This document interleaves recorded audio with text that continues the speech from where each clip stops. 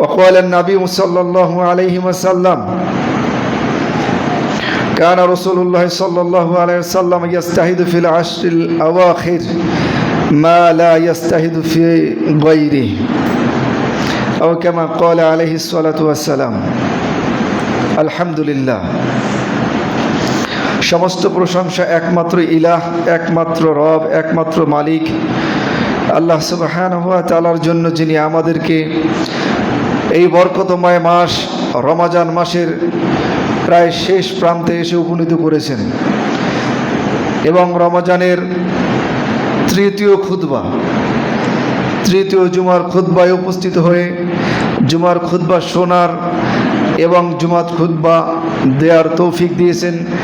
সেই রব্বে কারিমের দরবারে আমরা কালিমাতুশ শুকর আদায় করি আলহামদুলিল্লাহ।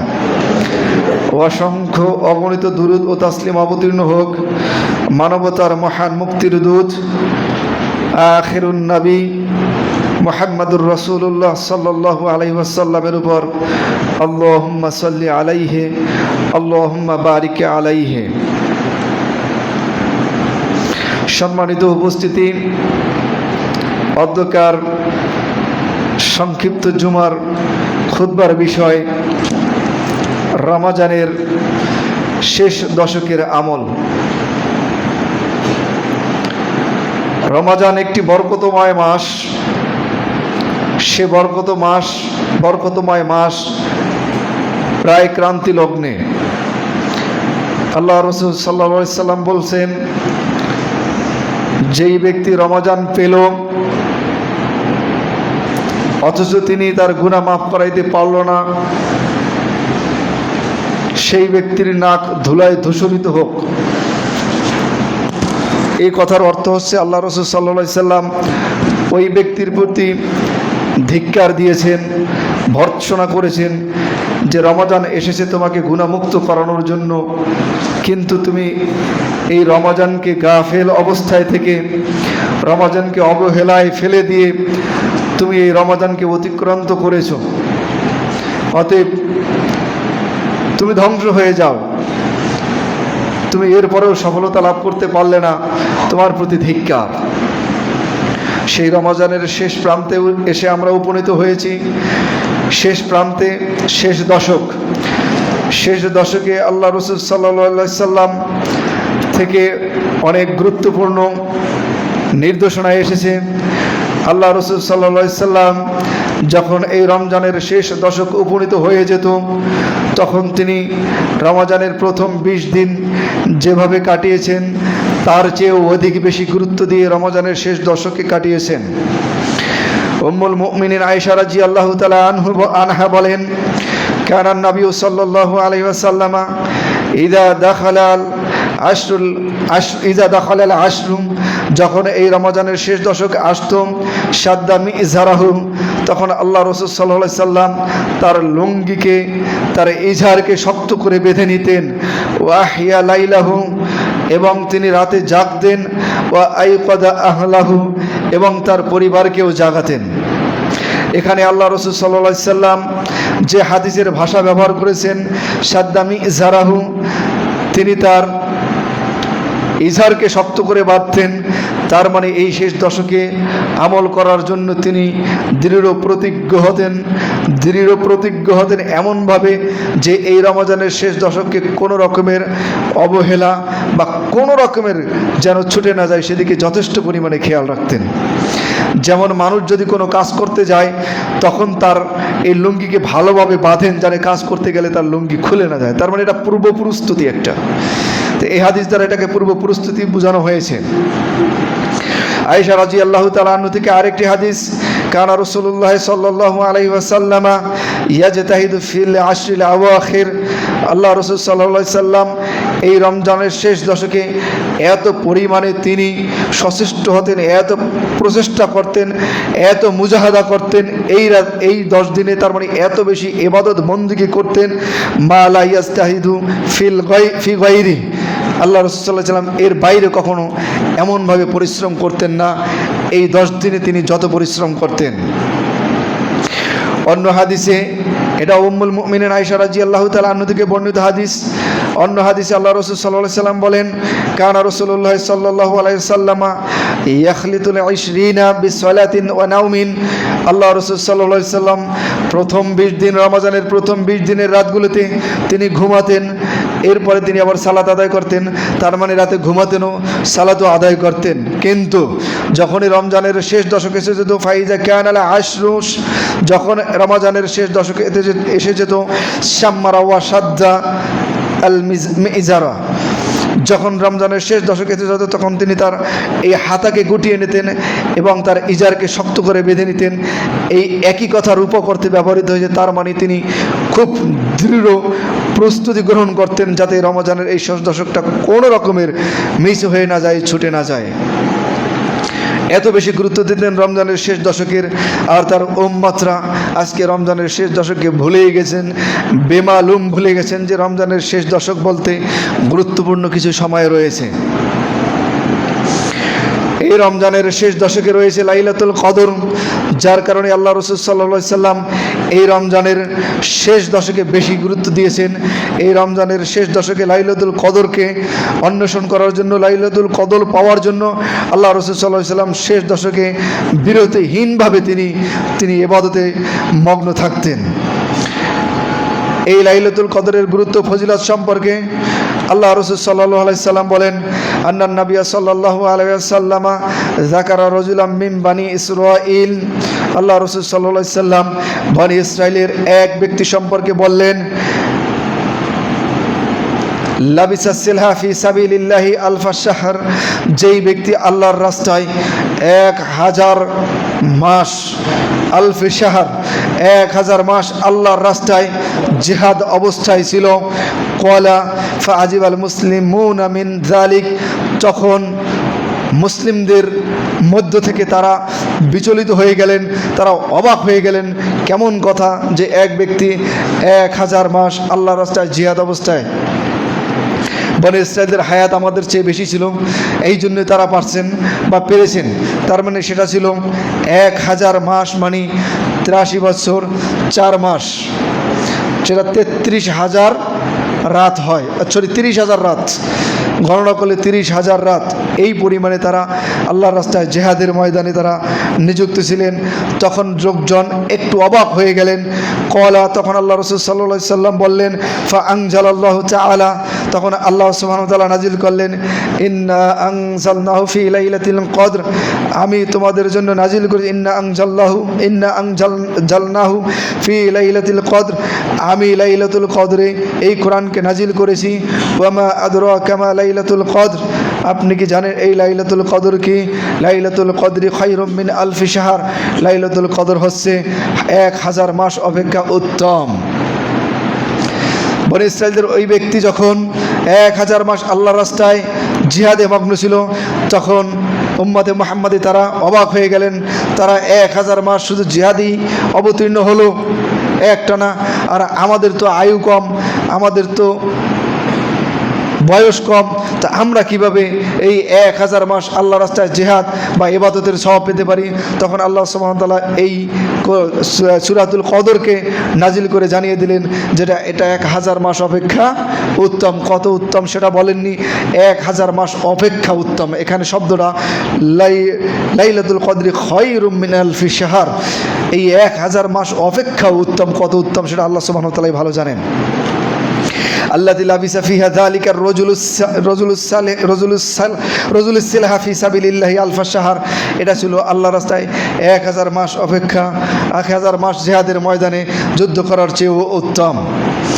আল্লাহ সুবহানাহু ওয়া তাআলা পবিত্র কোরআনুল কারীমে বলেন, ইন্না আনজালনাহু ফি লাইলাতিল মুবারাকা, আমি এই কোরআনকে নাজিল করেছি মোবারকময় রাত্রিতে। ইন্না আনজালনাহু ফি লাইলাতিন মুবারাকা, মুবারকময় রজনীতে। ইন্না কুন্না মুনজিরিন, নিশ্চয়ই আমি হচ্ছি সতর্ককারী। লাইলাতুল মুবারাকা কোনটা? এই আয়াতকে বেদাতীরা অপব্যাখ্যা করে যে ইন্না আনজালনাহু ফি লাইলাতিন মুবারাকা, মানে এটা হলো যে শাবান মাসের 15ই শাবান যেটাকে বলা হয়, যেটাকে শবে বরাত ওরা বলে থাকে, এবং বলে থাকে শবে বরাতে কোরআন নাজিল করেছেন। না, আল্লাহ বলছেন ইন্না আনজালনাহু ফি লাইলাতিন মুবারাকা, মানে ইন্না আনজালনাহু ফি লাইলাতিল কদর। লাইলাতুল কদরের অন্য নাম হয়েছে কি? লাইলাতিন মুবারাকা। লাইলাতুল কদরেরই একটি বিশেষণ, একটি গুণবাচক নাম আছে লাইলাতুম মুবারাকা, কিন্তু ওরা বলে এটা হচ্ছে শবে বরাত। এটা ভুল তথ্য। ফিহা ইউফরাকু কুল্লু আমরিন হাকিম। এই রজনীতে আল্লাহ সুবহানাহু ওয়া তাআলা মানুষের ভাগ্য লিপিবদ্ধ করেন, তাকদির লিপিবদ্ধ করেন। আমরাম মিন ইনদিনা, আর এটা আল্লাহর আদেশই হয়ে থাকে। ইন্না কুন্না মুরসিলিন, আর আল্লাহ সুবহানাহু ওয়া তাআলা বলছেন যে আমি হচ্ছি রসুলদেরকে প্রেরণকারী, নাজিলকারী। আর এই লাইলাতুল মুবারাকা বা এই লাইলাতুল কদর এটা কোন মাসে? আল্লাহ সুবহানাহু ওয়া তাআলা অন্য আয়াতে বলেন শাহরু রমাদান আল্লাযী উনজিলা ফীহিল কুরআন।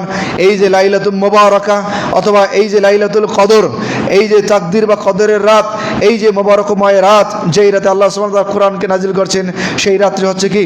শাহরু রমাদান। সেই রাত্রটা হচ্ছে রমাদান মাসে আল্লাযী উনজিলা ফীহিল কুরআন। এই মুবারকময় রাত খুঁজতে হলে আপনাকে যেতে হবে কোথায়? রমজান মাসে। অথচ ওরা যে মোবারকময় রাত খুঁজে যেই রাতে কোরআন নাজিল, সেটা কোথায় বলে ওরা? শাবান মাসে। তো ওদের কথা কোরআন দ্বারাই পরিত্যাজ্য, এটা কখনো গ্রহণযোগ্য নয়। ইন্না রাসূলুল্লাহ সাল্লাল্লাহু আলাইহি ওয়াসাল্লাম উরিয়া আমারুন নাসি ক্বাবলাহু। আল্লাহ রাসূল সাল্লাল্লাহু আলাইহি ওয়াসাল্লামকে পূর্ববর্তী মানুষের আয়ুষ্কালকে দেখানো হয়েছিল। আও মাশা আল্লাহু মিন যালিক, অথবা এরকমের কিছু। ফাকা আন্নাহু তাকাসারা আমারা উম্মতিহি। তখন আল্লাহ রাসূল সাল্লাল্লাহু আলাইহি ওয়াসাল্লাম দেখতে পেলেন যে তার উম্মতের আয়ুষ্কাল এতটাই কম, আন লা ইয়াবলুগু মিনাল আমাল, কখনোই তার এই বান্দা এই আমল এই পর্যন্ত করতে পারবে না। কারণ 1000 মাস যায় আল্লাহর রাস্তায় জিহাদরত অবস্থায় ছিল, তার বান্দার তো আয়ুষ্কালই তো কম। যদি একটা জয়ীব হাদিসে পাওয়া গেছে উম্মতে মুহাম্মাদের আয়ুষ্কাল 60 থেকে 70 বছর এভারেজ গড়। আল্লাহ রাসূল সাল্লাল্লাহু আলাইহি ওয়াসাল্লাম দেখলেন যে আমার উম্মতের আয়ুষ্কাল খুবই কম, তাহলে তারা কিভাবে এত আমল করবে? মিথলাল্লাযী বালাগা গায়রুহুম, অন্যান্যরা তো অনেক বেশি উপরে আমল করতে পারলে। তো তুলিল উমরি ফাআতাহুল্লাহু লাইলাতুল কদর, তখন আল্লাহ সুবহানাহু ওয়া তাআলা তাকে এই লাইলাতুল কদরকে দান করলেন খায়রুম মিন আলফি শাহর, আর এটা ছিল 1000 মাস অপেক্ষা উত্তম। তার মানে আমাদের আয়ুষ্কাল কমে হলেও আমাদেরকে আল্লাহ সুবহানাহু ওয়া তাআলা এমন একটি রাত দিয়েছেন, পূর্ববর্তী উম্মতরা 1000 মাস আল্লাহর রাস্তায় জিহাদরত অবস্থায় তারা যে পরিমাণ নেকি সওয়াব অর্জন করতে পারত, তার চেয়েও আমরা অনেক বেশি করতে পারবো যদি আমরা এই একটি রাত্র লাইলাতুল কদরকে আমরা ধরতে পারি।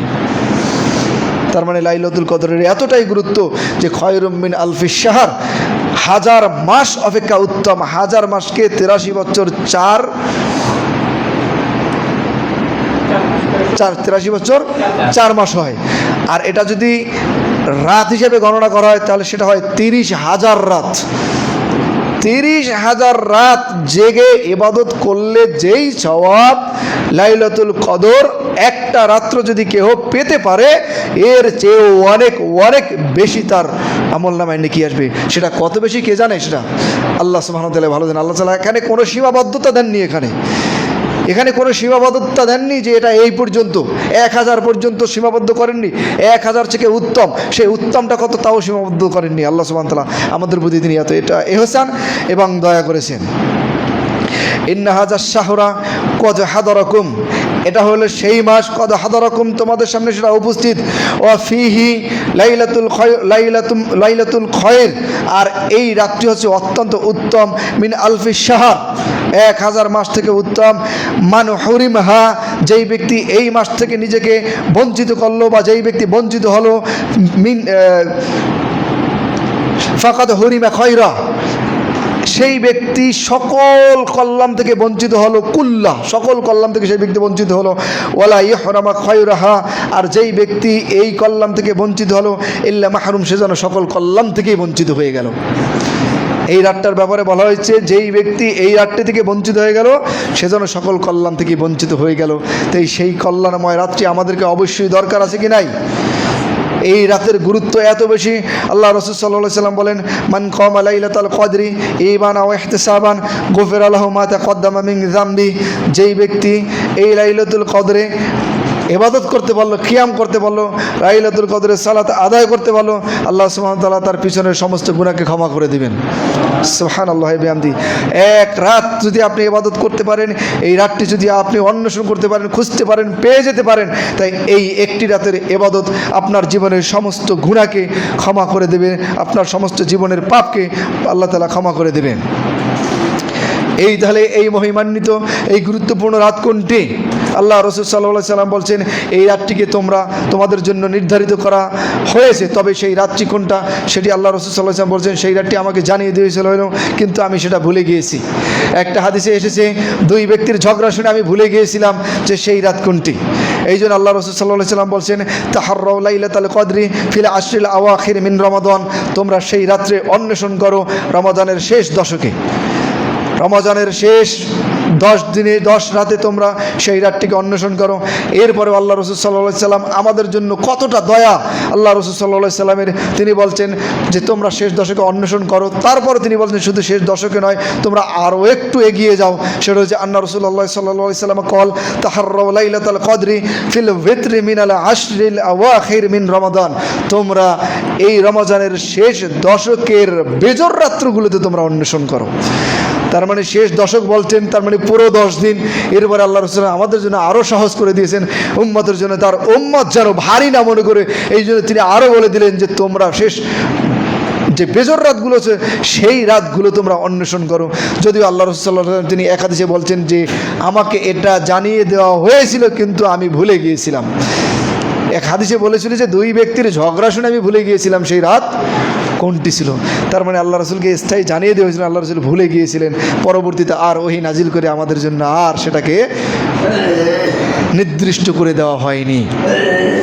তাহলে আমরা এই লাইলাতুল খোঁজার জন্য আমরা বেজর রাত্রগুলো অন্তত পক্ষে যদি সম্ভব হয় 10 দিন, যদি সম্ভব না হয় বেজর রাত্রগুলো, যদিও আমাদের ভিতর থেকে 2টি রাত মানে 3 দিন অলরেডি অতিবাহিত হয়ে গেছে, আমাদের সামনে আর 7টি রাত আছে।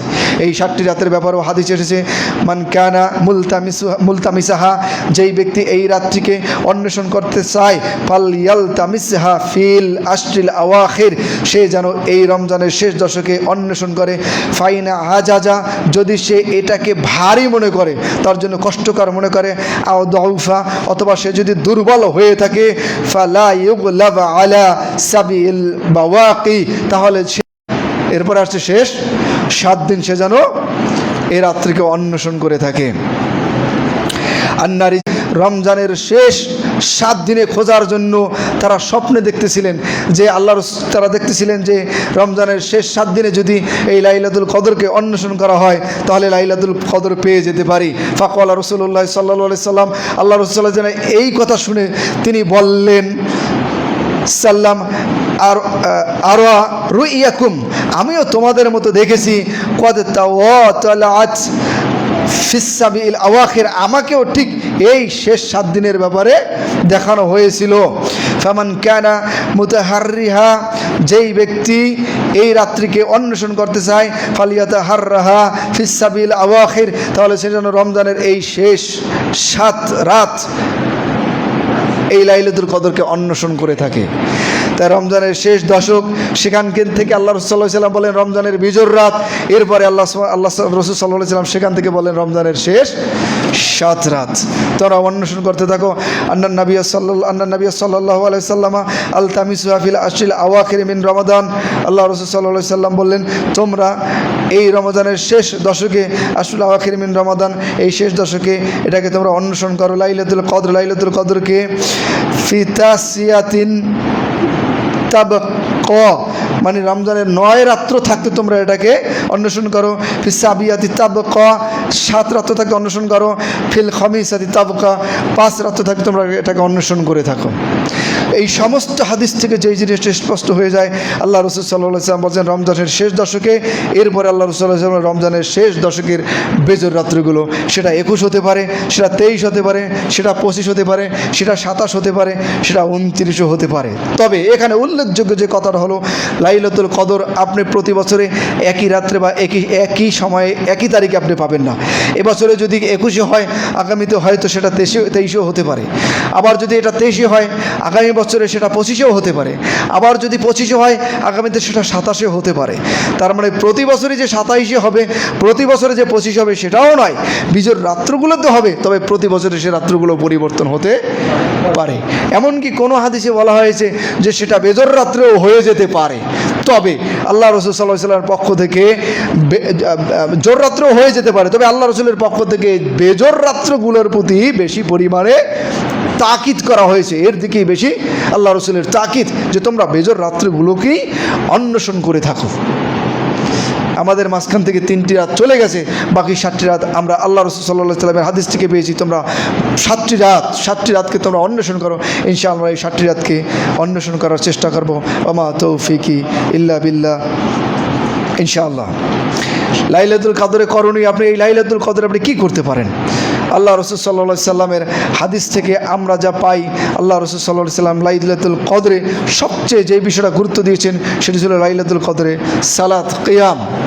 মান কামা রমাদানা ঈমানান ওয়া ইহতিসাবান গফিরা লাহু মা তাকাদ্দামা মিন যামবি। যেই ব্যক্তি রমজান মাসে কিয়াম করে, আল্লাহ সুবহানাহু ওয়া তাআলা তার পিছনের সমস্ত গুনাহ ক্ষমা করে দেন। এটা গোটা রমজানের জন্য ছিল খাস, মানে আম। এরপরে আল্লাহ রসুল সাল্লাল্লাহু আলাইহি সাল্লাম কিন্তু লাইলাতুল কদর এই হাদিসটাকে আবার অতিরিক্ত শব্দ লাইলাতুল কদর এই শব্দটা ব্যবহার করে তিনি এটাকে আবার খাস করে দিলেন। সুবহানাল্লাহ বিহামদি। আল্লাহ রসুল সাল্লাল্লাহু আলাইহি সাল্লামের আমাদের প্রতি তার দয়া যে আমার বান্দা, আমার উম্মত যেন সামান্য একটু কষ্ট করে হলেও যেন ওই যে 1000 মাস ইবাদত করলে, 1000 মাস আল্লাহর রাস্তায় যুদ্ধ করার পরেও তারা যেভাবে কামিয়াব হতে পারছে, ওই পর্যন্ত যে কামিয়াব একটা রাতের মাধ্যমে আল্লাহ তাআলা তার মর্যাদা বাড়িয়ে দিতে পারে, এই জন্য সবসময় তিনি আমাদেরকে দয়া করেছেন। এই রাত্রে লাইলাতুল কদরে আল্লাহ রসুল সাল্লাল্লাহু আলাইহি সাল্লাম সালাত আদায় করেছেন। সেই সালাতের বর্ণনায় আয়েশা রাদিয়াল্লাহু তাআলা আনহা থেকে বর্ণিত, তিনি বলেন আন্নাহু সাআলা আয়েশা রাদিয়াল্লাহু তাআলা আনহা, যখন আয়েশা রাদিয়াল্লাহু তাআলা আনহাকে জিজ্ঞেস করা হয়েছে কাইফা কানাত সালাতু রাসূলিল্লাহি সাল্লাল্লাহু আলাইহি সাল্লাম ফি রমাদান, রসুল সাল্লাল্লাহু আলাইহি সাল্লামের রমজানের ইবাদত মানে সালাত কেমন ছিল, ফাকালাত, তখন তিনি বললেন মা কানা রাসূলুল্লাহ সাল্লাল্লাহু আলাইহি ওয়াসাল্লাম ইয়াজিদু ফি রমাদানা ওয়ালা ফি গায়রিহি আলা 11 রাকাআ। আল্লাহ রাসূল সাল্লাল্লাহু আলাইহি সাল্লাম রমজান এবং রমজানের বাইরে 11 রাকাতের বেশি সালাত আদায় করতেন না। 8 রাকাত তিনি সালাত আদায় করতেন কিয়ামুল লাইল, আর 3 রাকাত পড়তেন বেতের। কিয়ামুল লাইল, কিয়াম মানে কি দাঁড়ানো, আর লাইল মানে কি রাত। আর রাতের বেলায় দাঁড়িয়ে আল্লাহর সামনে সালাত আদায় করা। এখন কিয়ামুল লাইল বলতে আমরা জানি রাত্র শুরু হয় কখন থেকে? রাত্র শুরু হয় সূর্য অস্তের পর থেকে রাত্র শুরু, আর শবে সাদেক পর্যন্ত রাত্রের সীমানা। এখন শুরু থেকে শেষ গোটাটাই হলো জিয়া রাত আল লাইল। আর এই রাতের যে সালাত এটাকে বলা হয় অতিরিক্ত নফল সালাত, এটাকে বলা হয় কিয়ামুল লাইল, রাতের সালাত। এখন তারাবি সেটা কি রাতে না দিনে? তাহাজ্জুদ সেটা রাতে না দিনে? আচ্ছা, কিয়ামুল লাইল যদি বলা হয় তাহলে তাহাজ্জুদ আর তারাবি দুটোই কি রাতে না দিনে? এটা যখন এটা প্রথম রাতে পড়া হয় তখন এটাকে বলা হয় তারাবি, যখন এটা মধ্যরাত্র পার হওয়ার পরে পড়া হয় তখন সেটাকে বলা হয় তাহাজ্জুদ। তারাবি এবং তাহাজ্জুদ একই সালাতের দুটি নাম, বৈশিষ্ট্যগত দুটি নাম। আর এই সালাতটা যখন এশার পরে পড়া হয় তখন তারাবি বলা হয়। আর তারাবি কিন্তু হাদিসের পরিভাষা না, তারাবি কিন্তু কোরআনের পরিভাষাও না, তারাবি কিন্তু ফিকহি পরিভাষা। পরবর্তী যুগের ফোকায়ে কেরাম, মুহাদ্দিসিনে কেরাম এই পরিভাষাটি ব্যবহার করেছেন, এমনকি সাহাবায়ে কেরাম থেকে এই পরিভাষাটা ব্যবহৃত হয়েছে। কিন্তু হাদিসের ভাষায় হচ্ছে কি তাহাজ্জুদ, কোরআনের ভাষায় তাহাজ্জুদ, অথবা হচ্ছে কি কিয়ামুল লাইল। কিয়ামুল লাইল এটা নিয়ে আপনাদের বিভ্রান্তি হওয়ার কোনো কারণ নাই। আর 8 রাকাত সালাতের ব্যাপারে আল্লাহ রাসূল সাল্লাল্লাহু আলাইহি সাল্লাম এর ব্যাপারে আয়েশা রাদিয়াল্লাহু তাআলা বলছেন যে তার সালাত এত সুন্দর ছিল, তার সালাতের দৈর্ঘ্য এবং তার সালাতের সৌন্দর্য সম্পর্কে তোমরা আমাকে প্রশ্ন করো না। এটা এত দীর্ঘ ছিল এবং এত সুন্দর ছিল। আল্লাহ রাসূল সাল্লাল্লাহু আলাইহি সাল্লাম যখন সালাতে দাঁড়াতেন তার পা মোবারক ফুলে যেত। তার মানে দীর্ঘক্ষণ দাঁড়িয়ে থাকলে যেভাবে পা ভারী হয়ে যায়, ফুলে যায়, এমনভাবে ফুলে যেত মনে হয় ফেটে যেত। তার মানে এত বেশি দাঁড়াতেন, কতটুকু সময় দাঁড়ালে পা ফুলে যেতে পারে, পা ভারী হয়ে যেতে পারে, এটা অনুমেয় ব্যাপার। তার মানে বোঝা গেছে আল্লাহ রাসূল সাল্লাল্লাহু আলাইহি ওয়াসাল্লামের একটা রাকাত কত দীর্ঘ ছিল।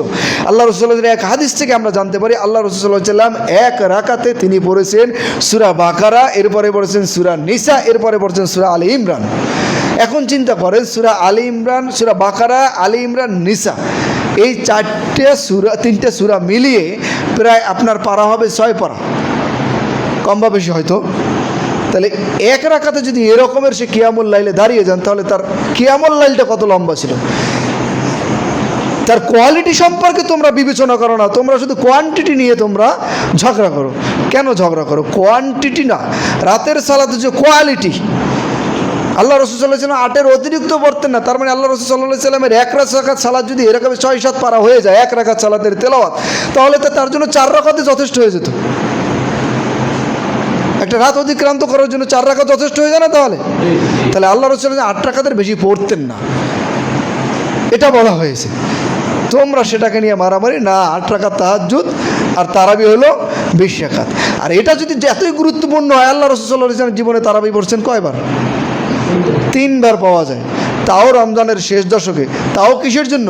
এই যে লাইলাতুল কদরকে অন্বেষণ করার উদ্দেশ্যে, লাইলাতুল কদরকে অন্বেষণ করার উদ্দেশ্যে। আর তারাবি পরবর্তী যুগে খলিফা আবু বকর রাদিয়াল্লাহু তাআলা তারাবির জামাতি ছিল না, কায়েম ছিল না। ওমর রাদিয়াল্লাহু তাআলার যুগে ছিল না, ওসমান রাদিয়াল্লাহু তাআলার যুগে তারাবির জামাত কায়েম হয়েছে। আল্লাহ রাসূলের যুগে আল্লাহ রাসূল ইন্তেকালের বন্ধ হয়ে গেল না? তাহলে বিষয়টা তো এটা তো বিরোধিতার বিষয় না, বিষয়টা হলে যা বোধগম্যতার বিষয়, বুঝতে হবে। বিরোধিতা করে আমাদের কী লাভ আর তোমাদের কী লাভ? কারোই কোনো লাভ নাই। যখন বুঝে ইস্তেকামত হতে পারবে একটা বিষয়ের উপরে, তখন ফায়দা উম্মতের। ফ্যাসাদ তৈরি করলে তো আর উম্মতের ফায়দা নাই। উম্মতের জন্য সহজ করতে পারলে উম্মতের ফায়দা। লাইলাতুল কদরে করণীয় সবচেয়ে গুরুত্বপূর্ণ করণ লাইলাতুল কদরের দোয়া। আল্লাহ রাসূল সাল্লাল্লাহু আলাইহি ওয়াসাল্লামকে প্রশ্ন করা হয়েছে, যদি আমাদের সামনে লাইলাতুল কদর এসে যায় তখন আমরা কি দোয়া করব? তখন দোয়া আল্লাহ রাসূল সাল্লাল্লাহু আলাইহি ওয়াসাল্লাম থেকে শেখানো দেওয়া হয়েছে, আল্লাহুম্মা ইন্নাকা আফুউন তুহিব্বুল আফওয়া ফা'ফু আন্নি। অন্য রেওয়ায়াতে একটা শব্দ বৃদ্ধি, আল্লাহুম্মা ইন্নাকা আফুউন কারীম তুহিব্বুল আফওয়া ফা'ফু আন্নি। এখানে শুধুমাত্র কারিম শব্দের অতিরিক্ত আপনারা 2টা দোয়া পড়তে পারেন। এটা বেশি বেশি পড়বেন, রুকুতে পড়বেন, সিজদায় পড়বেন, এরপরে যখন বসে থাকবেন তখন পড়বেন, যখন 2 রাকাত সালাতের পর একটু জিরাবেন, 4 রাকাতের পর যখন জিরাবেন তখন এই দোয়াটা পড়বেন। এইটা কিন্তু লাইলাতুল কদরের জন্য খাস দোয়া, যদিও অন্য সময়গুলো পড়া যায়। প্রশ্ন করা হয়েছে লাইলাতুল কদর এসে গেলে আমরা তখন কি করব? যে তোমরা এই দোয়া করবে, আল্লাহুম্মা ইন্নাকা আফুউন কারীম তুহিব্বুল আফওয়া ফা'ফু আন্নি, এই দোয়াটা পড়বে। আর একটা কথা, লাইলাতুল কদর যখন এসে যাবে তোমাদের আরেকটি কাজ, তোমরা বেশি বেশি কোরআন তেলাওয়াত করবে। কোরআন তেলাওয়াত করবেন কেন? এই কোরআন তেলাওয়াত কিয়ামতের দিন কোরআনকে জিজ্ঞেস করা হবে। তখন কোরআন বলবে, ওয়া ইয়াকুলুল কোরআন মানাতুহুন নাওমাল বিল লাইল, আমি এই ব্যক্তিকে রাতে ঘুম থেকে বিরত রেখেছি, ফাশাফিউনি ফিহি, তার পক্ষ থেকে, মানে আমার পক্ষ থেকে তার জন্য আমার সুপারিশ শাফায়াত গ্রহণ করুন ইয়া রব। কল ফায়ুশাফিয়ান, তখন আমি তার বিরুদ্ধে তার পক্ষে সুপারিশ গ্রহণ করব। তার মানে রমাদানের যদি আপনি কোরআন তেলাওয়াত করেন, এই কোরআন আপনার জন্য আল্লাহর নিকটে সুপারিশ করবে। আর আল্লাহ তাআলা, আল্লাহ রাসূল বলছেন, আল্লাহ সুবহানাহু ওয়া তাআলা এই কোরআনের সুপারিশকে গ্রহণ করবেন। অতএব রমাজানের আমাদের গুরুত্বপূর্ণ কাজ 3টা। এরপরও আপনি সাদাকা করতে পারেন। এই রাত্রে যা করবেন 1000 মাস ইবাদত করলে যা হয় তার চেয়েও অনেক অনেক অনেক বেশি গুরুত্ব। সাদাকা করলেও তাও গুরুত্ব, ইবাদত করলে তাও গুরুত্ব। আপনি যা করবেন সবই গুরুত্বপূর্ণ বিষয়। অতএব এই লাইলাতুল কদরকে আপনি এইভাবে কাটাবেন। লাইলাতুল কদরের কিছু আলামত আছে, যেমন এই রাতটিকে হয়তো আপনারা দেখবেন, যদি আপনারা অন্বেষণ করেন তাহলে এর কিছু আলামত আপনারা পাবেন ইনশাআল্লাহ। যদি জানার কারণ থাকে ইনশাআল্লাহ আমরা জুমার পরে, খুতবার পরে ইনশাআল্লাহ আমরা জানাবো। আর এই লাইলাতুলকে অন্বেষণ করার জন্য, লাইলাতুল কদরকে অন্বেষণ করার জন্য আল্লাহ রাসূলের গুরুত্বপূর্ণ একটা ইবাদত করেন, সেটা হচ্ছে ইতিকাফ। ইতিকাফ করা মানে কি? এক জায়গায় নিজেকে স্থিরকৃত করা, আবদ্ধ করা। কিভাবে? যে সম্পূর্ণ দুনিয়াবি সমস্ত ব্যস্ততা থেকে নিজেকে ফারেক করে একমাত্র মসজিদে, মসজিদের বাইরে না। ইতিকাফের শর্ত কিন্তু মসজিদ। আপনার নিয়ত শর্ত কিন্তু এখানে আপনার দুইটা রোকন, কিন্তু একটা হলো যে আপনার নিয়ত, আর ওটা হলো মসজিদে অবস্থান করা। এই দুইটা রোকন ব্যতীত নিয়ত যদি ইতিকাফের না হয় আর রোকন হিসাবে যদি মসজিদে না হয়, তাহলে ইতিকাফ হবে না। ইতিকাফের জন্য মসজিদ, এটা নারীদের জন্য ঘরে ইতিকাফ করা বৈধ নয়।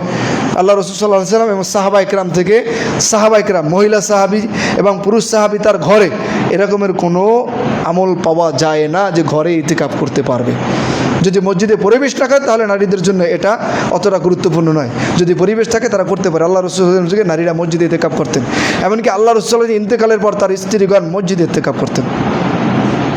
ইতিকাফের জন্য শর্ত হলো মসজিদ। কেন ইতিকাফ? কেন ইতিকাফ হলো লাইলাতুল কদর অন্বেষণ করা। আপনি যদি একদম দুনিয়ার সমস্ত সম্পর্ক বিচ্ছিন্ন করে মসজিদে অবস্থান করতে পারেন, ইবাদতে মশগুল থাকবেন, ইনশাআল্লাহ আল্লাহর আপনার পক্ষে লাইলাতুল কদর পাওয়া খুব সহজ হয়ে যাবে।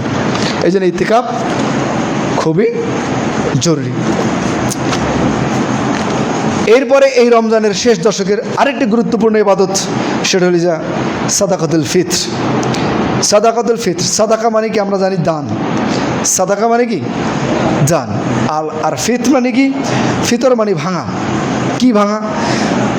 দীর্ঘ একটা মাস সিয়াম পালন করার পর, আল্লাহ তাআলার আদেশে দীর্ঘ একটি মাস সিয়াম পালন করার পর আবার আল্লাহ তাআলার আদেশে এই সংখ্যা পূর্ণ হয়ে গেলে যখন ভাঙতে হবে, তখন ভাঙার পরে তার ভিতরে যে একটা আনন্দ, সেই আনন্দের মাধ্যমে তার আনন্দের সাথে সকলকে একত্রিত করা, গরিব দুঃখী মিসকিন যারা আছে তাদেরকে একত্রিত করে এই আনন্দের সাথে, সম্পৃক্ত করে আনন্দের সাথে, এর উদ্দেশ্যেই সাদাকাতুল ফিতর। এই সাদাকাতুল ফিতর আল্লাহ রাসূল সাল্লাল্লাহু আলাইহি ওয়াসাল্লামের পক্ষ থেকে ফরজ করা হয়েছে। আল্লাহ রাসূল সাল্লাল্লাহু আলাইহি ওয়াসাল্লাম বলেন, ফারাদ রাসূলুল্লাহ সাল্লাল্লাহু আলাইহি ওয়াসাল্লাম যাকাতুল ফিতর, তোমাদের জন্য সাদাকাতুল ফিতরকে ফরজ করা হয়েছে। যাকাতুল ফিতর বা সাদাকাতুল ফিতর দুইটা পরিভাষা এসেছে হাদিসে। এটা তোমাদের জন্য ফরজ করা হয়েছে তুহরাতুল লিস-সাইমি মিনাল লাগওয়ি ওয়া মিনার রাফাস। এটা এই জন্য যে তুহরাতুল লিস-সাইমি, এই সায়েম যারা সিয়াম পালন করেছে তাদেরকে পবিত্র করার জন্য। পবিত্রতা কি? সিয়াম অবস্থায় সায়েম বিভিন্ন হয়তো টুকটাক মার্জনা মানে ভুল কথা বলেছে, কারোর সাথে ঝগড়া করেছে, অথবা কাউকে হয়তো গালি দিয়েছে, এই যে টুকটাক যে ঝগড়া বিবাদ হয়েছে সিয়াম পালন করার পর অনিচ্ছা সত্ত্বেও, এই সমস্ত যে ছোটোখাটো ভুল, এর থেকে আল্লাহ তাআলা তাকে পরিত্রাণ করার জন্য এই সাদাকাতুল ফিতরের জন্য তাকে ফরজ করেছেন। আর একটা কি? ওয়ামিনার রফাত, এবং যে গুনহার কাজগুলো করেছে এর থেকে পবিত্র করার জন্য আল্লাহ সুবহানাহু ওয়া তাআলা আল্লাহ রাসূলের মাধ্যমে এই সাদাকাতুল ফিতরকে ফরজ করেছেন। ওয়াতুমাতাল লিল মাসাকিন, আরেকটা বিষয় মিসকিনদের খাদ্য। দেখছেন এখানে তিনটা বিষয় করছে। একটা তুহরাতুল লিস-সাইমি, সায়েম যিনি তাকে পবিত্র করার জন্য, মিনাল লাগবি ওয়ার রাফাস, যে সমস্ত অপ্রয়োজনীয় বা যেটা কামনা করার না এই রকমের তার আচার ব্যবহার থেকে তাকে পবিত্র করার জন্য, এবং মিসকিনদের খাদ্য এটা প্রদানের জন্য আল্লাহ সুবহানাহু ওয়া তাআলা এই যাকাতুল ফিতর বা সাদাকাতুল ফিতরকে ফরজ করা হয়েছে। মানে আদ্দাহা কবলা সলা, আর যেই ব্যক্তি ঈদের সলাতের পূর্বেই এই সাদাকাতুল ফিতর আদায় করবে, ফাহিয়া যাকাতুল মাকবুলা, ফাহিয়া যাকাতুম মাকবুলা, তাহলে তার এই সাদাকাতুল ফিতর বা যাকাতুল ফিতর এটাকে কবুল হবে। তার মানে তার এই ফিতরা আদায় কবুল হবে যদি ঈদের সালাতের পূর্বে সে আদায় করতে পারে। ওয়ামান আদ্দাহা বা'দা সলা, আর যেই ব্যক্তি এই সাদাকাতুল ফিতর আদায় করবে ঈদের সালাতের পরে, ফাহিয়া সাদাকাতু মিন সাদাকাত, তাহলে এটা তার জন্য সাধারণ সাদাকা হিসাবে পরিগণিত হবে। সাধারণ সাদাকা কিন্তু ফরজ না। সাধারণ সাদাকা ফরজ, কিন্তু সাদাকাতুল ফিতর কি ফরজ।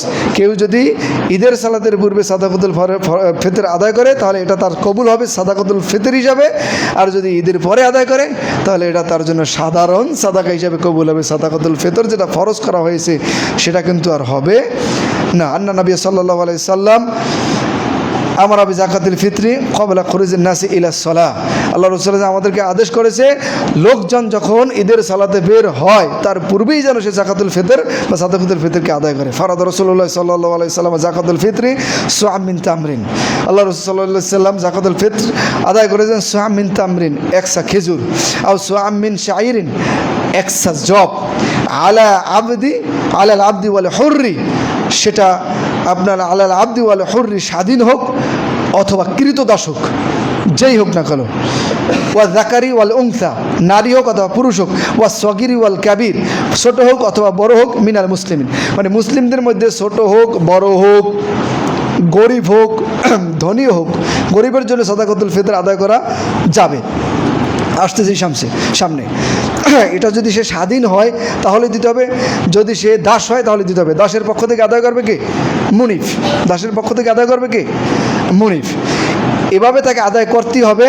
ওয়া আমারা বিহা আন্না তুআদ্দি ক্বাবলা খুরুজিন নাসি ইলা সালাহ, আর আমাদেরকে আদেশ করা হয়েছে লোকজন যখন সালাতে, ঈদের সালাতে বেরোয় তার পূর্বেই এটা আদায় করে নেয়া। আবু সাঈদ খুদরি রাদিয়াল্লাহু তাআলা আনহু বলেন, কুন্না নুখরিজু ফি আহাদি রাসূলিল্লাহ সাল্লাল্লাহু আলাইহি সাল্লাম ইয়াউমাল ফিতরি, এই ফিতরের দিনে মানে ঈদুল ফিতরের দিনে আমরা এই যাকাতুল ফিতর বা সাদাকাতুল ফিতর রসুলের যুগে আদায় করতাম। সোয়াম মিন তুআমিন, আমরা একসা খাদ্য দ্বারা এটা আদায় করতাম। সোয়াম মিন তুআমিন, একসা খাদ্যদ্রব্য দ্বারা এটাকে আদায় করতাম। ওয়া ক্বালা আবু সাঈদ, এরপর আবু সাঈদ রাদিয়াল্লাহু তাআলা আনহু তিনি বলেন, ওই সময় আমাদের খাদ্যদ্রব্য ছিল ওয়া কানা তুআমানা, আমাদের খাদ্যদ্রব্য ছিল আশ-শাঈর, আমাদের খাদ্যদ্রব্য ছিল জব, আজ-জাবিব কিসমিস, ওয়াল আকিত পনির, এটা দুধ থেকে তৈরি একটা খাদ্য, যেটাকে বলা হয় দধিকে শুকানোর পরে একটা খাদ্য তৈরি হয়, এরকমের কিছু। ওয়া চামর এবং খেজুর। তাহলে কয়টা খাদ্যদ্রব্য ছিল তখন? যখন আল্লাহ রাসূল সাল্লাল্লাহু আলাইহি ওয়াসাল্লাম এই সাদাকাতুল ফিতরকে ফরজ করেছেন তখন প্রধান খাদ্যদ্রব্য ছিল কয়টা? 4টা। একটা ছিল জব, একটা ছিল খেজুর, একটা ছিল পনির, আর একটা ছিল কি? কিসমিস। কিসমিস মানে আঙ্গুর হতে পারে, আঙ্গুর শুকিয়ে যেটাকে তৈরি করে সেটাকে বলা হয় কিসমিস। এই 4টি খাদ্যদ্রব্য ছিল কি তখনকার সময়ে যাকাতুল ফিতর হিসাবে ফরজ। এবং তিনি বলছেন যে আমরা আল্লাহ রসুলের যুগে এই খাদ্যদ্রব্য দ্বারা সোয়ামিন তুআমিন খাদ্যদ্রব্য দ্বারা আমরা সাদাকাতুল ফিতর আদায় করতাম। এখন উল্লেখযোগ্য বিষয় হলো আমাদের দেশে যে অর্ধসা, এখানে একসার কথা বলছেন, একসা। এখন এই সায়ের মাপ, এইটা একটা পরিমাপক, এটাকে বলা হয় মুদ। এক সায়ের 4 ভাগের 1 ভাগ। যেভাবে আমাদের দেশে যে ওই যে কনডেন্স মিল্কের যে পট ছিল, পট, এক সময় কিন্তু ছোটোকালে আমরা দেখতাম গ্রামের মহিলারা ওই পট ব্যবহার করতো, তারা এক পটকে 1 পোয়া বলতো। ওটা জানেন কিনা? 4টা যখন মাপতো তখন বলতো 1 সের বা 1 কেজি। ঠিক এটাও ওই রকমের একটা পরিমাপক। তো মদিনার থেকে আল্লাহ রাসূল সাল্লাল্লাহু আলাইহি সাল্লাম যে পরিমাপক ব্যবহার করেছেন সেই পরিমাপকের অবিকল পরিমাপক এখন পর্যন্ত মজুদ সেখানে আছে, আলহামদুলিল্লাহ। সেই পরিমাপকেরই এইটা একটা নকল, হুবহু ওই নকলটা এটা। এটার 4 মুদ যখন আপনি এটারে চাল পরিপূর্ণ দেবেন, দেওয়ার পরে ওটাকে এভাবে করে আপনি কেটে দেবেন, হাতটাকে এভাবে রাখবেন, এভাবে রেখে এভাবে ধরে এভাবে উপর থেকে কেটে দেবেন। উপর থেকে কেটে দিলে উপরে যতটুকু এভাবে রাউন্ড থাকে, ওই যতটুকু পরিমাপ থাকে এভাবে 4 মুদ আপনি এক জায়গায় রাখলে যেটা হবে সেটা হলো আপনার 1 সা। সেটা কি 1 সা। আর এটা যদি আপনি ওজন করেন, চালের কোয়ালিটির উপরে কিন্তু কম বেশি হতে পারে। এমন চাল আছে, যেমন যে শুকনো চাল, আতপ চাল যেটাকে বলি, সেটা কিন্তু ওজন কম হয়। আর যেটা ভাতের জন্য যেই চালটা, ওই চালটা কিন্তু ওজন বেশি হয়, তাই নয় কি? সেই চালটায় ওজন বেশি হয়। এই জন্য ভাতের চালটা যদি আপনি দেন তাহলে সেটাই কিন্তু ওজন বেশি হবে। আর যদি আপনি আতপ চাল দেন, যদি আতপ চাল আমাদের প্রধান খাদ্য নয়, অতএব আতপ চালটা আমরা এখানে ধরবো না। যেহেতু প্রধান খাদ্যদ্রব্য থেকেই আপনার সাদাকাতুল ফিতর আদায় করা ফরজ। তা আমাদের প্রধান খাদ্য কি? চাউল। অতএব আমরা চাউলই দেওয়ার চেষ্টা করব। যদিও আমাদের সমাজে অর্ধসা বলা হয়। দেখেন, যারা অর্ধসা এখন টাকায় পরিণত করেছেন, সাহাবায়ে কেরামের যুগে মুয়াবিয়া রাদিয়াল্লাহু তাআলা আনহু যখন মদিনায় আসলেন, মদিনায় এসে তিনি এই যে প্রধান 4টি খাদ্যদ্রব্য, এই যে জব, খেজুর, কিসমিস, পনির, এই খাদ্যদ্রব্যের বিপরীতে তিনি একটা নিজের ইস্তেহাদ পেশ করলেন। তিনি সিরিয়া থেকে যখন আসলেন মদিনায়, আসার পরে তিনি ইস্তেহাদ করলেন, তিনি পেশ করলেন যে শামের বা সিরিয়ার অর্ধসা মানে 1 সায়ের অর্ধেক গম সমপরিমাণ এই মদিনার 1 সা খেজুর। এটা তার কি ছিল? ইস্তেহাদ। আর আল্লাহ রসুলের হাদিস ছিল কি?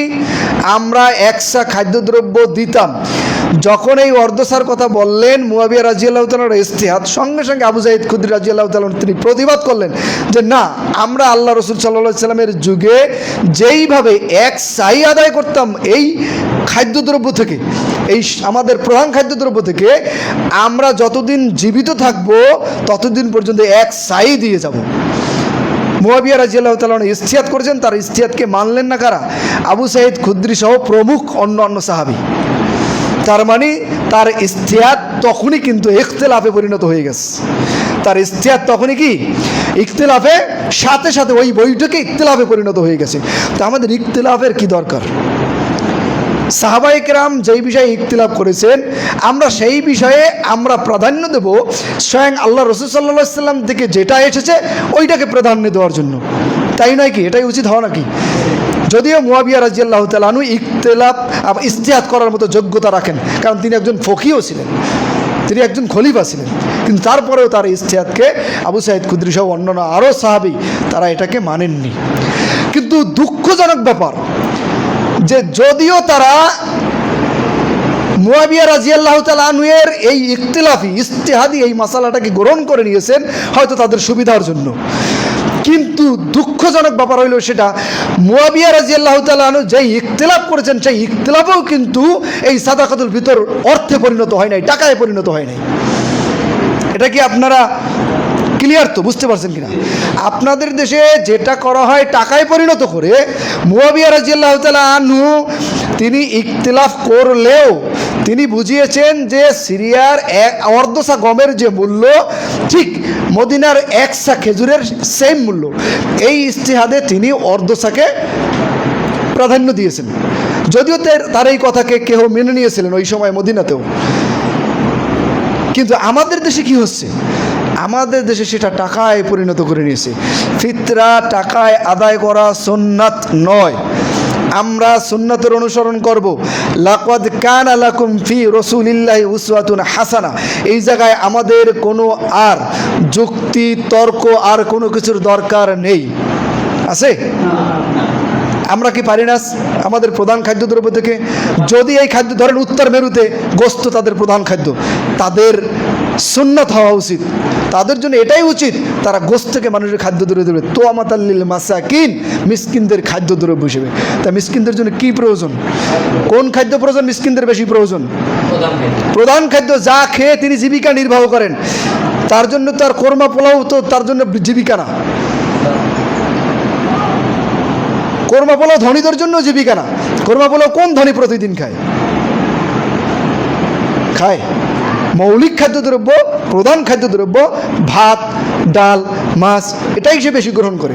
তা আমাদের জন্য এই সাদাকাতুল ফিতর হিসাবে প্রধান খাদ্যদ্রব্য দেওয়াই সুন্নাত। আমরা বলবো না ওটা বেদাত, ওটা বেদাত, ওটা বেদাত, এভাবে বলবো না। আমি বলবো আপনি কেন সুন্নাত থেকে আমাদেরকে মাহরুম করতে চান? আল্লাহ রসুল থেকে সুন্নাত থেকে আমরা কেন ফিরে গিয়ে কোনো ইজতিহাদকে গ্রহণ করবো যেখানে সুন্নাত স্পষ্ট? যদি অস্পষ্ট থাকতো আমরা আপনার একটা ইজতিহাদকে মানতে পারতাম, এটা তো স্পষ্ট। সো আমিন তো আমিন, এখানে বলছেন একসা খাদ্য দ্রব্য, এইটা বলার পরে আবার সুন্দরভাবে স্পষ্ট করলেন এই একসা খাদ্য দ্রব্যের ভিতরে একসা খেজুর, একসা পনির, একসা জব, একসা পনির। এটা বলার কি প্রয়োজন ছিল? প্রধান খাদ্যদ্রব্য থেকে। এটা আদায় করার জন্য আপনারা যদি আদায় করতে চান তাহলে 2 দিন আগে, ঈদের নামাজের 2 দিন আগে দেওয়া যায়। যদিও আমাদের এখানে একটা বিষয়, সেটা আরবি মাস 29 অথবা 30 দিনে হয়ে থাকে। যদি সেটা 30 দিনে হয় তো আমরা 28 রমজানে দিতে পারি, যদি সেটা 29 দিন হয় আমরা 27 রমজান দিতে পারি। এখানে সতর্কতা বিষয়ক, সতর্কতামূলক যে কথাটা সেটা হলো এই, যদি আরবি মাস 29 দিনে না হয় 30 দিনই হয়, আর আমাদের গণনাটা যদি 29 দিনে হয় তাহলে কিন্তু আমরা 1 দিন আগে দিলাম। তাহলে আল্লাহ রসুলের কথা হলো যে 1 অথবা 2 দিন আগে দেওয়া যায়।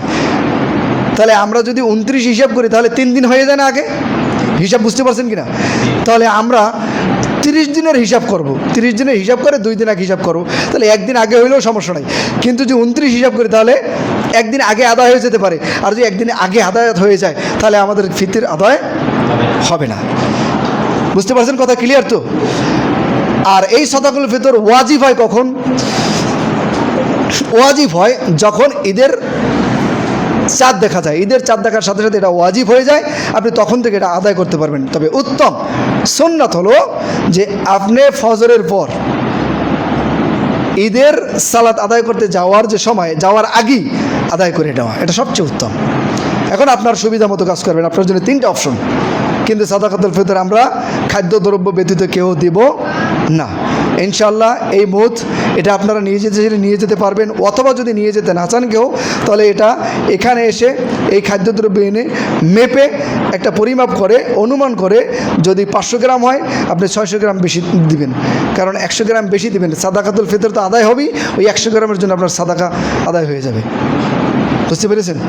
এটা আপনারা দিতেছেন কেন? যদি কম যেন না হয়, এটা তো হক, এটা মুসকিনদের হক না, কম যেন না হয়। আমরা এটা মেপে তারপরে পরিমাপ করে নেবেন। এরপরে আমাদের এই শেষ দশকে আরেকটি কাজ, সেটা হলো ঈদের নামাজ। ঈদের নামাজ আদায় করা সকালই সুন্নাত, সকালই সুন্নাত। ইশরাকের পরই ঈদের সালাত আদায় করা সুন্নাত। যদি ঈদুল ফিতরের সালাত একটু দেরি করে আদায় করা যায়, যেহেতু এখানে একটি কাজ রয়েছে, ফিতর পৌঁছে দেওয়া, সাদাকাতুল ফিতর পৌঁছে দেওয়া, তারপরেও বেশি দেরি না, সেটা হতে পারে 7টা বা 7:15। তারিখটা সময়টা বলে দেবো এখন, 7টা। আমাদের এই মসজিদের পক্ষ থেকে আপনারা যারা আছেন, আমাদের যে এই বাম পাশে যে জায়গাটা আছে, এখানেই ঈদের নামাজ হবে ইনশাল্লাহ। আপনারা সকালে 7টার মধ্যে এখানে থাকবেন, 7টায় সালাত শুরু হয়ে যাবে। ঈদের নামাজে ঈদের দিন প্রথম কাজ কি? সালাত আদায় করা। ঈদের মাঠে ঈদের দিন প্রথম কাজ সালাত আদায় করা। আর মুসল্লিদের ঈদের দিনে ফরজ সালাতের পরে প্রথম কাজ কি? কিছু খাবার গ্রহণ করা, যেন মনে না হয় যে আপনি সিয়াম আছেন, যেন মনে না হয় কি আপনি সিয়াম আছেন। কারণ দীর্ঘ 1 মাস বিরতিহীন সিয়াম পালন করেছেন। ওই দিন ফজরের পরে আপনি ফজরের আগেও খেতে পারেন, সমস্যা নাই, সুবে সাদেকের পরে খেয়ে নিলেও চলবে। এটাই যে আপনার ওই দিনের খাবার গ্রহণ করা আপনার জন্য প্রথম, এটা সুন্নাত। খাবার গ্রহণ করবেন, তারপর ঈদের সালাতে আপনি যাবেন। আর আপনারা চাঁদ দেখেন, কারা দেখেন জানি না, চাঁদ দেখার চেষ্টা করবেন। চাঁদ দেখা একটা ইবাদত, চাঁদ দেখা একটা সুন্নাত ইবাদত ভাই, এই কাজটা করবেন। ঈদের সালাত 2 রাকাতের সুন্নাতে মুআক্কাদা। হানাফি মাযহাবে এটাকে বলা হয় যে ওয়াজিব। মুআক্কাদা আর ওয়াজিব তফাৎ তেমন একটু, হুকুমগত তফাৎ তেমন দূরত্ব নয়। যেই ইবাদত আল্লাহ রাসূল সাল্লাল্লাহু আলাইহি ওয়াসাল্লাম কখনোই ছাড়তেন না, যেমন একটা হাদিস আপনারা শুনেছেন, আল্লাহ রাসূল সাল্লাল্লাহু আলাইহি ওয়াসাল্লাম ফজরের 2 রাকাত সুন্নাত এবং বেতের কখনো ছাড়তেন না, যদি সেটা তিনি সফরেও থাকতেন। তার মানে এটা সুন্নাতে মুআক্কাদা। এই গুরুত্বের কারণে হানাফি মাযহাব তারা এটাকে ওয়াজিব বলেছেন, দুটাকে তারা কিন্তু ওয়াজিব বলেছেন। কিন্তু এটা গুরুত্বপূর্ণ ভাই, ঈদের সালাত আদায় করা। ইচ্ছে কিন্তু ঈদের সালাত কেউ ছেড়ে দিলে সে কিন্তু গুনাহগার হবে। ঈদের সালাত কেউ ছেড়ে দিয়ে গুনাহ করে।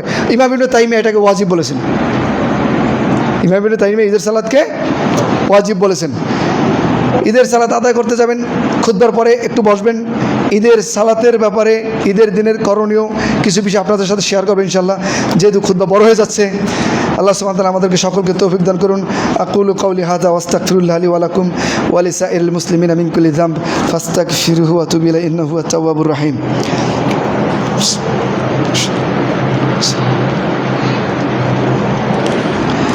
আলহামদুলিল্লাহ কাফা ওয়া সালামুন আলা ইবাদিহিল্লাযিনা ইসতাফা, আম্মা বা'দ, ফাআউযু বিল্লাহি মিনাশ শাইতানির রাজীম। বিসমিল্লাহির রহমানির রহিম। ইন্নাল্লাহা ওয়া মালাইকাতাহু ইউসাল্লুনা আলান নবী ইয়া আইয়ুহাল্লাযিনা আমানু সাল্লু আলাইহি ওয়া সাল্লিমু তাসলিমা। আল্লাহুম্মা সাল্লি আলা মুহাম্মাদ ওয়া আলা আলি মুহাম্মাদ কামা সাল্লাইতা আলা ইব্রাহিম ওয়া আলা আলি ইব্রাহিম ইন্নাকা হামিদুম মাজিদ। আল্লাহুম্মা বারিক আলা মুহাম্মাদ ওয়া আলা আলি মুহাম্মাদ কামা বারাকতা আলা ইব্রাহিম ওয়া আলা আলি ইব্রাহিম ইন্নাকা হামিদুম মাজিদ। সম্মানিত উপস্থিতি, আমাদের রমজান প্রায় শেষের দিকে। আমরা এখনও যারা রমজানকে ওইভাবে মূল্যায়ন করিনি, আমরা যারা শুধুমাত্র উপোস থেকেছি, এমনভাবে সিয়ামকে কাটিয়ে দিয়েছি, তারা এই মুহূর্তে তওবা করুন, ইয়া রব, শেষের এই যে 60টি দিন আছে, এই 60টি দিনকে আমাকে গুরুত্ব সহকারে পালন করার তৌফিক দান করুন, যাতে আমি রমজানের গুরুত্ব এবং ফজিলত থেকে বঞ্চিত না হই, রমজানের গুরুত্ব এবং ফজিলত থেকে বঞ্চিত না হয়ে আল্লাহর কাছে আপনি তওবা করুন এবং ফিরে আসুন, রমজানের হক আদায় করে রমজানের শেষ 60টি দিন আমরা যেন তার পূর্ণ হক আদায় করতে পারি এবং এই 7 দিনে আল্লাহ তাআলা যেন আমাদেরকে লাইলাতুল কদর পাইয়ে দেয়, আমরা যেন লাইলাতুল কদর পেতে পারি। রমজানের এত কষ্ট করার পরে যদি লাইলাতুল কদর না পাই, এত কষ্ট আমার কি থাকলো আর? একটা রাত 1000 মাসের চেয়ে উত্তম ইনশাআল্লাহ। ইয়া রাব্বুল আলামিন, আমাদেরকে লাইলাতুল কদর যদি অবশিষ্ট থেকে থাকে, ইয়া রব তুমি আমাদেরকে এই লাইলাতুল কদরকে অন্বেষণ করার এবং এই লাইলাতুল কদর পাওয়ার তৌফিক দান করো ইয়া রাব্বুল আলামিন। আমাদের ত্রুটি বিচ্যুতি যাই হোক না কেন, আমাদের এই সিয়ামগুলোকে তুমি কবুল করো নিয়া ইয়া রব। আমরা গুনাহগার, আমরা দুনিয়া লোভী হয়ে যাচ্ছি ইয়া রব। এর মাঝেও তোমার ইবাদত, এই রমজানে তোমার হুকুম, তোমার ভয় ইয়া রব, সিয়াম পালন করি দিনের বেলায়, ইচ্ছা থাকতেও সুযোগ থাকতেও আমরা পানাহার গ্রহণ করি না ইয়া রব, কেবলমাত্র তোমার ভয় ইয়া রব। তোমার এই ভয়কে ওসিলা করে তোমার কাছে দোয়া করছি, তোমার কাছে চাচ্ছি ইয়া রব, তুমি আমাদের জীবনের সমস্ত গুনাহকে মাফ করে দিয়ে একদম আমাদেরকে সদ্য প্রসূত একজন বাচ্চার ন্যায় পবিত্র করে দেয় ইয়া রব। ইয়া রাব্বুল আলামিন, আমাদের সকলকে, আমাদের দিনী ভাইদেরকে সকলকে তুমি হেদায়েতের ইস্তেকামত রাখো। আমাদের যারা গত হয়ে গেছে তাদের তুমি কবরের আযাবকে ক্ষমা করে দাও ইয়া রব। ইয়া রাব্বুল আলামিন, আমাদের মধ্যে যারা জীবিত আছে, যারা অসুস্থ রয়েছে, তুমি তাদেরকে সুস্থ করে দাও। আমাদের মা বোনদের মধ্যে যারা অসুস্থ রয়েছে, তুমি তাদেরকে সুস্থ করে দাও ইয়া রাব্বুল আলামিন। আমাদের পরিবারের ভিতরে যারা হেদায়েত বঞ্চিত রয়েছে, যারা অবৈধ, তাদেরকে তুমি বাধ্য করে যাও। যারা হেদায়েতের উপরে নেই, তাদেরকে তুমি হেদায়েতের উপর ইস্তেকামত থাকার মতো তৌফিক দান করো। ওয়া সাল্লাল্লাহু তাআলা আলা খায়রি খালকি মুহাম্মাদি ওয়া আলা আলিহি ওয়া আসহাবিহি আজমাইন। আল্লাহুম্মা সাল্লি আলাইহি, আল্লাহুম্মা বারিক আলাইহি।